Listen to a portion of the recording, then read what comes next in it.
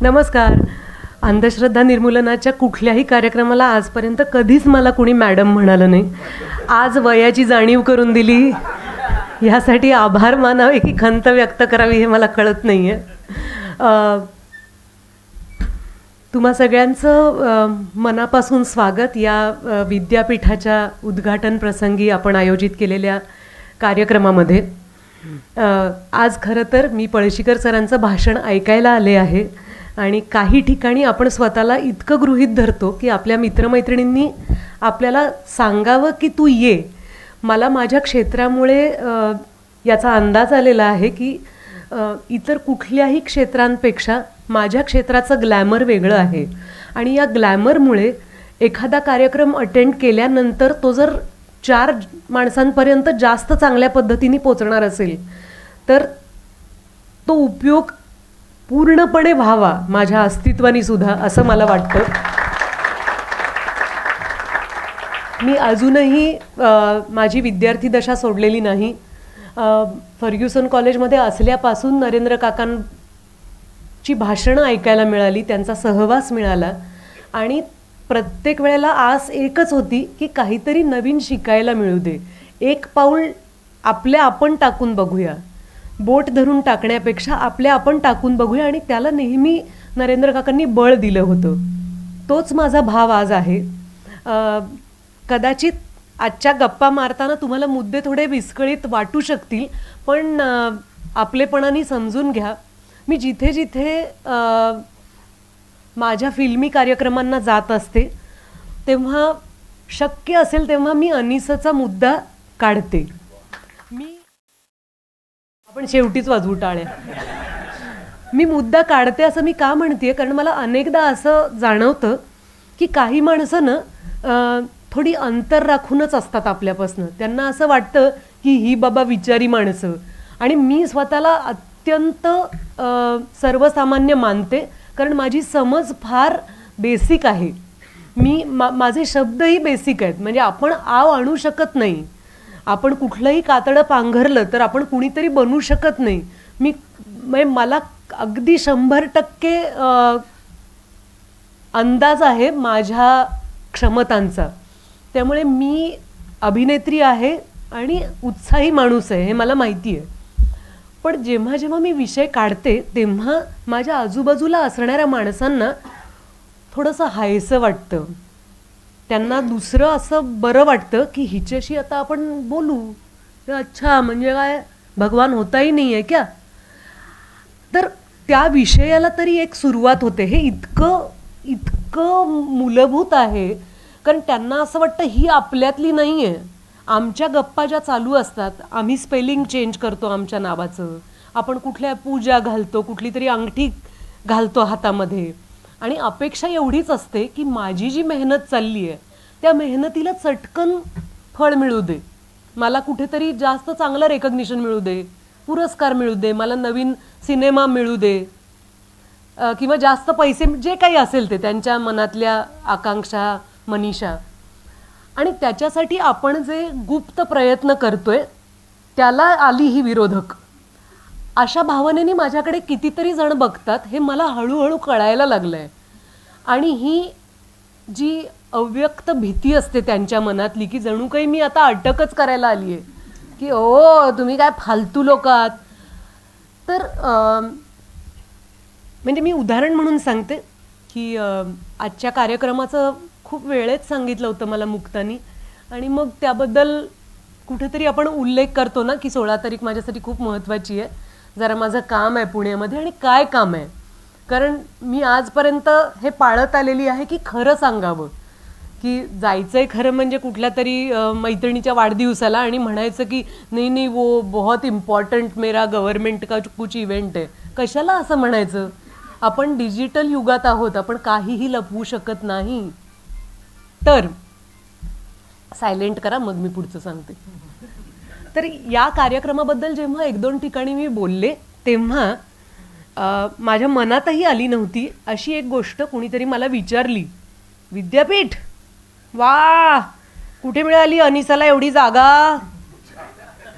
तर हे मला मनातही आलं नव्हतं. आपण कुठल्याही उपक्रमाकडे किती प्रेमाने बघतो की आता नवीन काहीतरी शिकायला मिळणार आहे, पण मनात ही शंका येते माणसांच्या आणि ते आपण नाकारू शकत नाही, हे याचा पुरावा माझ्यासमोर होता. आणि आत्तापर्यंत झालेल्या कार्यक्रमामध्ये जी माहिती आपल्याला या लोकविद्यापीठाची मिळाली ती आता मी किती हिरिरीने पोचवणार असेन याची तुम्ही कल्पना करू शकता. मला इतका आनंद झाला आहे हे सगळं ऐकून की घरातच माझ्या एक 13 पूर्ण झालेली माझी मुलगी आहे, ती एनरोल होऊ शकते.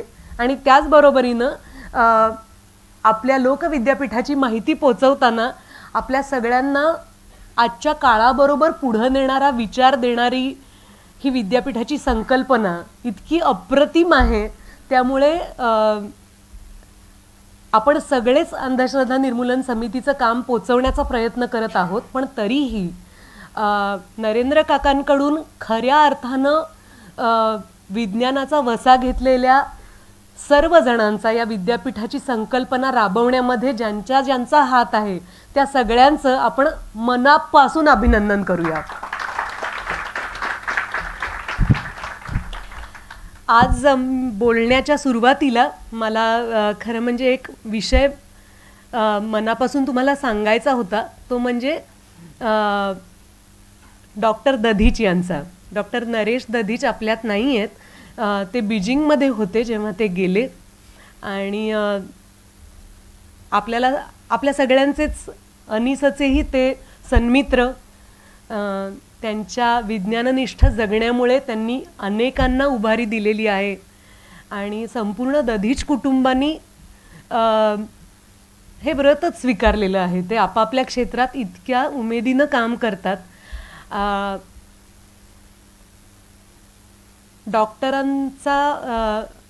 डॉक्टरांचं पार्थिव भारतात आणणं शक्य नव्हतं, त्यामुळे आमचे मित्र निशित आणि जुई या डॉक्टरांच्या मुलांनी तिथेच अंत्यविधी केले आणि आता ते परत येतील. आणि ही आपल्याला सगळ्यांना डोळे उघडायला लावणारी गोष्ट आहे, कारण या संपूर्ण प्रक्रियेमध्ये 2 देशांचे नियम, त्यात जाणारा काळ, त्यात लागणारा खर्च आणि मनांची होणारी परवड, या सगळ्यांमधनं त्यांनी आपल्याला वाचवलं. आणि ते वेळोवेळी माहिती देत राहिले सगळ्या प्रियजनांना की असं असं ठरतंय आणि आम्ही तुम्हा सगळ्यांच्या वतीनं इथं चीनमध्ये आलेलो आहोत, बीजिंगमध्ये, आणि आम्ही सरकारी परवानगीनुसार जे काही कार्यवाही करू शकतो ती आम्ही करतो आहोत. ही घटना आपण सगळ्यांनीच लक्षात ठेवायला पाहिजे, कारण जो मानसिक उहापोह आपण सगळेजण करून घेतो की दुःखाच्या जवळ जाताना आपण सगळे तर्कनिष्ठ विचार सोडून देतो आणि आपल्याला असं वाटतं की ते सगळं ठीक आहे, पण माझ्या मनाचं काय. आता माझ्या मनाचं काय, तुम्हाला कधीच माझ्या हातात भाषणाचे कागद फारशा वेळा दिसणार नाहीत, पण मला या काही ओळी तुम्हाला वाचून दाखवायच्या आहेत. मुक्तानी आणि हमीदनी उल्लेख केलाच आत्ता पुण्यामध्ये जी घटना घडली डोळस कुटुंबाबरोबर त्याचा. पण आमची एक मैत्रीण आहे वसुंधरा काशीकर, फार सुंदर लिहित असते आणि सुंदर बोलत असते. तिची फेसबुक पोस्ट मी पूर्ण नाही वाचत, तुम्ही नक्की जाऊन वाचा, पण त्याबद्दलच्या काही ओळी तिच्या मी वाचून दाखवणार आहे तुम्हाला सगळ्यांना. तिने त्या कुटुंबाविषयी लिहिलेलं आहे सुरुवातीला की ती त्यांना ओळखते आणि त्यांचं नाव आहे अंजली डोळस आणि दीपक डोळस, आणि त्यांची फसवणूक केली दीपक खडके आणि वेदिका पंढरपूर या कथित साधू आणि बाबा माणसांनी. आणि तिने थोडंसं त्यांना कशी ओळखते याबद्दल लिहिलेलं आहे.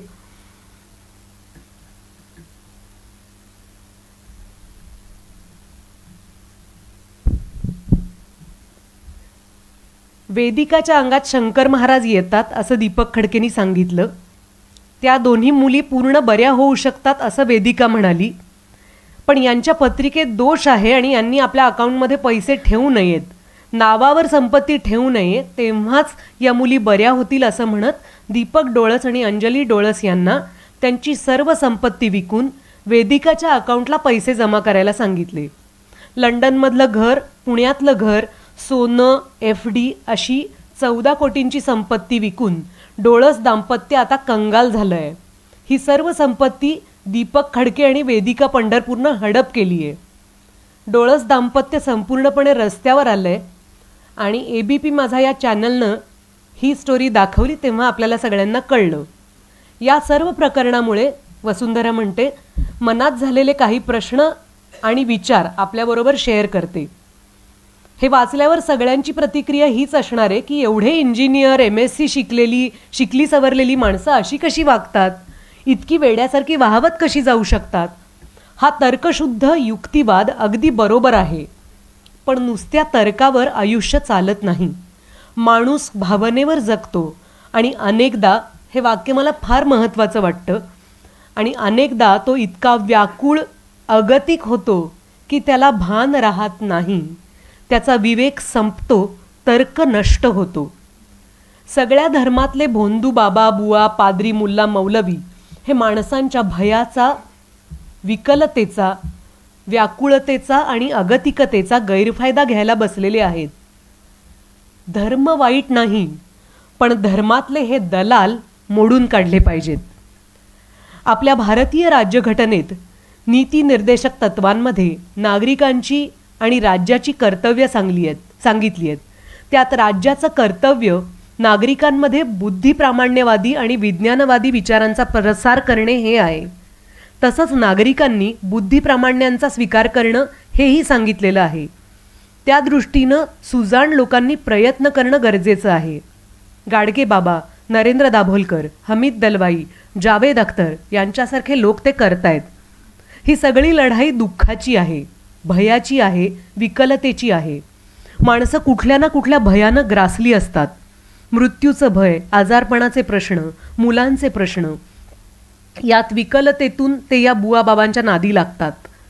डोळस कुटुंबासारखे सुशिक्षित लोक जेव्हा या अशा लोकांच्या नादी लागतात, तिथे अशिक्षित गरीब लोकांच्या काय कथा असतील कल्पना करवत नाही. नरेंद्र दाभोलकरांची जेव्हा मी IBN लोकमतला मुलाखत घेतली होती तेव्हा ते मला अत्यंत मौलिक बोलले होते. ते म्हणाले की अंधश्रद्धा निर्मूलनाचा विचार हा मूलतः करुणेचा विचार आहे. कारण लोक भयभीत असतात, त्याकडे करुणेनं बघण्याची गरज आहे. आपल्या आसपास कुटुंबात मतिमंदत्व, आजारपण, कर्ज अशा समस्यांनी ग्रस्त लोक असतील तर मित्र होत्याकडे स्वतःहून थोडं लक्ष घाला, मदतीचा हात पुढे करा, क्वचित कठोर शब्दात सांगा. त्यानंतरही ऐकलं नाही तर बघता येईल, पण त्यांना अशा माणसांच्या नादाला लागण्यापासून वाचवणं हे आपलं कर्तव्य आहे. कोशातून बाहेर या. तुम्ही नंतर सावकाश सविस्तर हे वाचू शकता, कारण तिने मुलाखत घेतली होती नरेंद्र काकांची, आणि त्या मुलाखतीनं ती किती शहाणी झाली आणि ती हे इतक्या चांगल्या शब्दांमध्ये पोचवायचा प्रयत्न करते. या प्रयत्नामध्ये मला अनेकदा असं वाटतं की काही शब्दच आपल्याला भिववतात. विवेक हा शब्द फक्त विचारवंतांनी वापरण्याचा शब्द आहे का? आपण सगळेजणच तो शब्द वापरू शकतो. अनेक संज्ञा ज्या आहेत अंधश्रद्धा निर्मूलन समितीतल्या, त्या आपला विचार पोचवताना कुठेतरी रुक्ष होत नाहीत ना, ह्याचा आपण कार्यकर्त्यांनी विचार करायला पाहिजे. उदाहरणार्थ मी माझ्यातली आणि इतर माणसांमधली छोटीशी दरी सांगितली, पण जेव्हा अंधश्रद्धा निर्मूलन समिती हे आवाहन करते की तुम्ही गणपती विसर्जनासाठी पर्यावरणाची काळजी घ्या, किंवा तुम्ही कुठल्या मूर्ती वापरताय याकडे दक्षतेनं बघा, किंवा वारी पण पंढरपूरच्या वारीच्या दरम्यान सुद्धा अंधश्रद्धा निर्मूलन समितीने बरेच कार्यक्रम घेतले होते. आपली एक वारीही असते मला असं वाटतं. तर या एकमेकांना मुक्ताच्या बोलण्यात ते आलंच की आपण किती जास्तीत जास्त लोकांमध्ये गेलं पाहिजे आणि पोचलं पाहिजे, आणि त्या पोचण्यामध्ये आपली भाषा सुलभ करून आपण जर पोचलो की बरोबर आहे हे वाटणं, हे करून आपण जेव्हा पुढे जातो. गंमत म्हणून आता सांगते, नवरात्र झालं अलीकडेच, तर अनेक ठिकाणी बोलवतात कार्यक्रमाला ये, गणेशोत्सवात ये, नवरात्रीला ये. तर मी अशा कार्यक्रमांना जात असते. ॲक्च्युली सश्रद्ध आणि अश्रद्ध, आस्तिक आणि नास्तिक या शब्दांचाही फार चांगल्या पद्धतीनं उहापोह व्हायला पाहिजे असं मला वाटतं. आणि मी गेले होते, तर माझ्या एका मित्राचा मला फार खरमरीत मेसेज आला की तुझ्याकडून ही अपेक्षा नव्हती. तू अंधश्रद्धा निर्मूलन समितीचं काम करतेस आणि तू गणपती दर्शनाला गेलीस. तर तो म्हणला मला याच्याविषयी काहीच बोलायचं नाही आहे तुझ्याशी. पण मी त्याच्याबरोबर बोलले, कारण मला असं वाटलं की या निमित्ताने तरी 2 लोक म्हणतील ना की हे काय घडलं, हिने का अंधश्रद्धा निर्मूलन समितीचा कार्यक्रम अटेंड केला आणि मग ती का गणपती दर्शनाला आली, याची चर्चा होऊ दे. आणि त्याच्याशी मी बोलले की तिथे जाऊन मी काय केलं, तिथे जाऊन मी गणपतीला नवस बोलले का, तिथे जाऊन मी सगळ्यांना, आता तर वोट मागण्यासारखं नवसच नाही ना, वोटच मागू शकतो आपण, मला जिंकून द्यायचं असेल तर तुम्ही वोट करा, हा नवसच आहे की नाही. पण तो नवस केल्यामुळे माणसं वोट देतात आणि जिंकतातही, की मला जास्ती वोट्स मिळाली आणि मग डिजिटली ती काउंट होतात. तर असो, हे गणेशोत्सवात झालं. आणि नवरात्रीला त्यांनी माझ्या हातात आरतीचं तबक आणून दिलं. आणि मी हे खूप लवकरच शिकली आहे, एकतर मी सिनेमात काम करते त्यामुळेही, की त्यातल्या त्या किचकट गोष्टी असतात ना, की 1 निरांजन नाही, 2 वाती नाही, आणि तिकडे काय सुपारी ठेवली का नारळाची दिशा काय केली, यात मी पडत नाही. कारण प्रत्येकाचे समज आणि त्याबद्दलच्या श्रद्धा या वेगळ्या असतात. तर त्यांनी मला ते ताट दिलं आणि मला सर्व आरत्या येतात मला, तर मी आरती म्हणत होते. तर थोडी धक्काबुक्की झाली आणि असं बाजूला सरका कोणाच्या तरी अंगात आलं. तर मला ते खूप इंटरेस्टिंग वाटलं की मी किती इन्व्हॉल्व्ह होऊन ॲक्टिंग करते आणि कोणाच्या तरी खरंच अंगात आलं. तर मी माझं तबक इकडे आणि डोकं तिकडे अशी अवस्था झाली. तर त्यांच्या छान म्हणजे टप्प्याटप्प्याने अंगात आलं की त्यांनी बरोबर ते सगळं केलं, की आधी त्यांनी कुंकवाचा फराटा ओढला, मग केस मोकळे सोडले, मग त्या घुमायला लागल्या. आणि मला कौतुक वाटलं त्या सगळ्याचं. तर आजूबाजूची माणसं, म्हणजे नाट्याची आपल्याला किती गरज आहे, की किती मज्जा येते. नाट्य किंवा मनोरंजन असं मला म्हणायचं आहे, मनोरंजनाची फार गरज आहे आपल्याला, की इतका एक असा थरार निर्माण झाला आमच्या आजूबाजूला की सारखा ए पदर सांभाळ, मग तिच्या हातात कोणीतरी ते तबक एक नेऊन दिलं, मग ते फारच गोंधळ व्हायला लागला की ते त्यातलं कुंकू उडालं आणि मग त्या घुमायला लागल्या, ते काढून घेतलं कोणीतरी. आणि सगळे कुणीतरी सांगितलं कापूर द्या, कापूर दिल्याशिवाय त्या थंड होत नाहीत. तर मग ते कोणीतरी आणलं कशात तरी कापूर आणि मग हातात द्या, जिभेवर द्या. तर मी त्यांना ना घट्ट धरून ठेवलं. मी म्हटलं देणार नाही कापूर, मला भीती वाटते. तर म्हणजे काय होतं, आपण त्या आपल्या परफॉर्मन्सच्या मूडमध्ये असतो आणि अशी कुणी आडकाठी आणली की चीड येते ना. तर त्या बाईंना तशी चीड आली, की कोण मध्ये चाललंय. तर म्हटलं अजिबात नाही, मला असल्या सगळ्या गोष्टींची खूप भीती वाटते, तुम्हाला जळलं म्हणजे.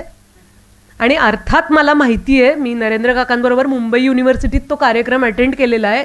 आपले कार्यकर्ते कोण शहाजी कायमच सादर करत असतात की कसं ह्या ट्रिक्स दाखवतात मांत्रिक मंडळी. पण तरी मी त्या बाईंना धरून ठेवलं. आणि बाकीचे सगळेजण बाकीच्या बायका मला सांगायला लागल्या देवी शांत होत नाही. मग कोणीतरी म्हणलं कोप होतो. हे मुंबईत चाललेलं आहे, मी कुठल्याही गावात खेड्यात गेले नव्हते. आणि त्या म्हणल्या रोजच असं होतं, तिला ना खूप त्रास आहे. आणि तिला तर मी बघितलं आणि त्यांना ना मी माझ्या हातात एक जे तबक होतं त्यांना म्हणलं हे धरा जरा तुम्ही. तर ते इतका व्यत्यय आल्यामुळे त्याही बाई वैतागल्या, त्यांना काही कळलं नाही. ते धरलं आणि ती कुठेतरी आली, अंगात आलेली देवी गेली, ती चुकून ती विजली म्हणजे देवी. म्हणजे फियास्कोच झाला सगळा. कारण ते काही कार्यक्रमाचं काय म्हणतो त्याला आपण, क्लायमॅक्सच निर्माण झाला नाही. आणि त्याच्यानंतर काय झालं, मी माझा मुद्दाच सोडला नाही. म्हटलं परत त्यांच्या अंगात येणार नाही अशी काळजी घ्या. तुम्हाला कशाचा त्रास आहे? नाही देवीला त्रास आहे असं त्या म्हणाल्या. तर या सगळ्यांना किती महत्त्वाचं म्हणजे मानसोपचाराची गरज असते आणि ज्याच्या अंगात आलंय त्या व्यक्तीला नाही. आजूबाजूच्या माणसांना त्या मनोरंजनाची केवढी गरज आहे. लाईव्ह मनोरंजन नाही मिळत ना. मग ती देवी काहीतरी करणार आणि मग ती फेकते आणि मग ती कोणाला तरी फूल देणार, फळ देणार, तर त्यांचे स्वप्न पूर्ण होणार, असं काहीतरी त्याच्या मागे एक ठरलेलं असतं. तर हे मी परत आरतीला गेले होते, तेव्हा त्या बाई तिथे नव्हत्या त्या दिवशीच्या आरतीला. तेव्हा मी सेलिब्रिटी म्हणून गेले नव्हते. तेव्हा मी माझी स्कूटी पेप काढली, साधंच असं माझ्या मुलीला म्हणलं चल तुला दाखवते, फार सुंदर मूर्ती आहे असं म्हणून नुसतीच गेले. त्या दिवशीच्या आरतीला त्या बाई आल्या नव्हत्या. तर हे ओम फस होणं जे आहे, ही हवा काढून घेणं जे आहे, ते आपापल्या पद्धतीनं छोट्या छोट्या कामांमध्ये सुद्धा करत राहायला पाहिजे. कारण आपण तिथे जातो तेव्हा हे विषय शक्यतो काढू नये. कारण हे काहीतरी बिब्बा घालतात आणि काहीतरी तरकट सांगत बसतात, विवेकाचा विचार करा वगैरे, अशी अनेकांची भूमिका असते.